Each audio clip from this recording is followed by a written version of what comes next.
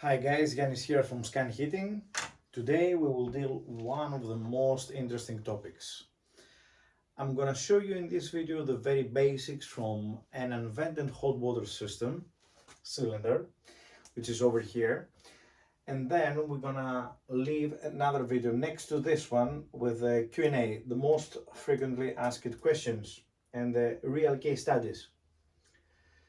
Let me introduce you a little bit what you can see here, and we'll go step by step. This video is going to stay very simple in order my customers actually to understand, not only the engineers, my friend engineers, you follow the channel and thank you for that. And please like, subscribe and write on the comments what questions, what concerns you have, if you want more videos, and I will promise you I will do whatever you ask me, because I would like to grow this channel as soon as possible. So here we are. This is the unvented hot water cylinder. As an unvented hot water cylinder, we have just one inlet for the cold feed and one outlet for the hot water. In some cases, in the very big houses, we have the second return. Nothing significant. I don't really know why the name is second return. I don't understand, but more or less, it's just the pipe which is going up, out, follow all the path of the house, wherever is the bathroom or kitchen, and supply the hot outlets. And then with a circulation brass pump, keep a notice of that, and one-way valve, they coming back to the cylinder. So this is actually the first return, and this is the second return. And just circulate the hot water here. As a result, if the house is huge, if you open the tap 6 o'clock in the morning, everything is cold, and until the hot water goes to the furthest point of the house, maybe takes 1 minute. Can you imagine to wait in front of the tap 1 minute until you go inside of the bathroom or until you start to wash your face or brush your teeth? That's why we have this one. Anyway, let's take it simple. The cold filled it in, the hot water goes out, always from the highest point of the installation of the cylinder. And as you can see here, we have an indirect system. What means indirect system? Direct, even if we have only electricity with electric element to heat up the water. Indirect, if we have also a coil inside. We will have some diagrams with an indirect and direct system in another lesson. In this case, the only thing we have to cover is the most important things, why we have so many things around on an unvented hot water cylinder. And let's start with the basics. As an unvented hot water cylinder, we have mains pressure. That means the pressure this cylinder can lift is maximum 3 bar in this case, and 99% of the cases, unless we go to commercial. In order to confirm and make sure we don't have more than 3 bars, because then we're going to start to have damages, we have to put a pressure reducer. This is the pressure reducer. Whatever we're going to say on this video, I will mark it as green in order to track the progress. So this is the pressure reducer. What does the pressure reducer? If the pressure, for example, exceeds the 3 bar, it's not going to allow more than 3 bar to the system. If the pressure is 2 bar, it's going to let the 2 bars anyway.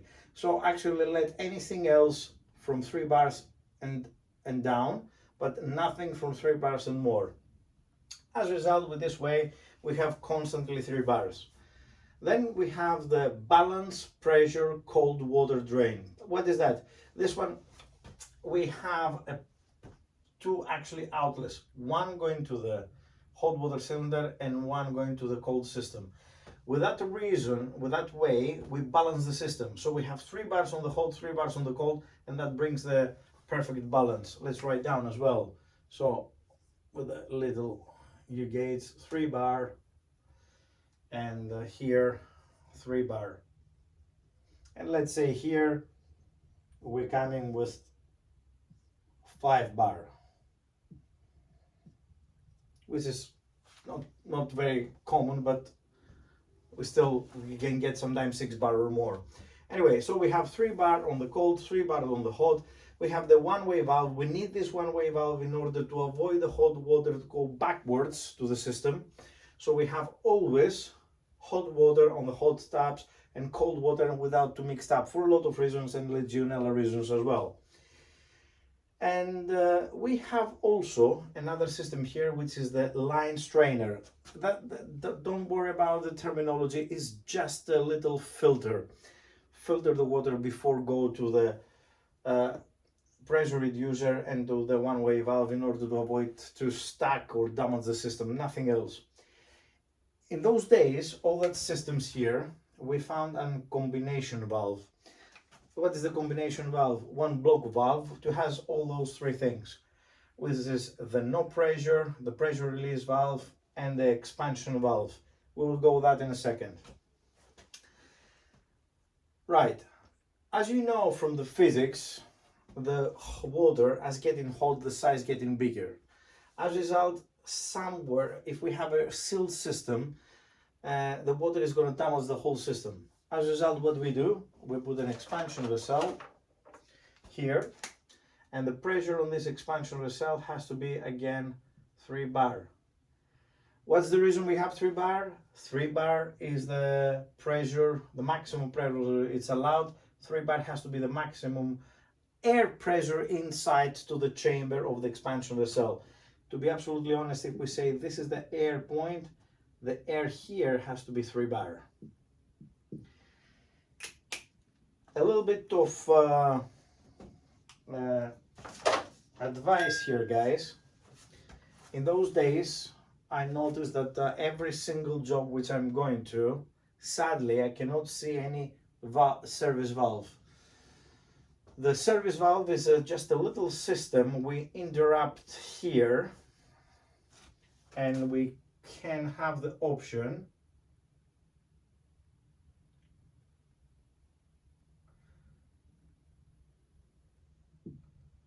to isolate the water from the cold feed and the tank as well.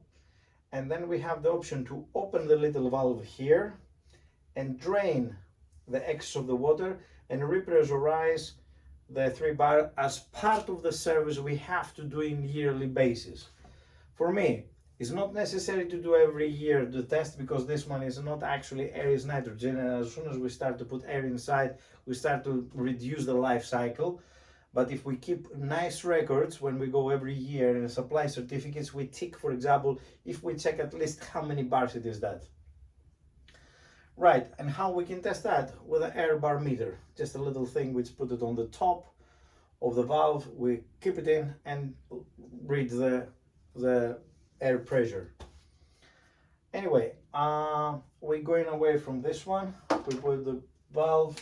In the next video, probably I will have some of those fittings with me in order to show you how it looks like in the real life, not just on the diagram.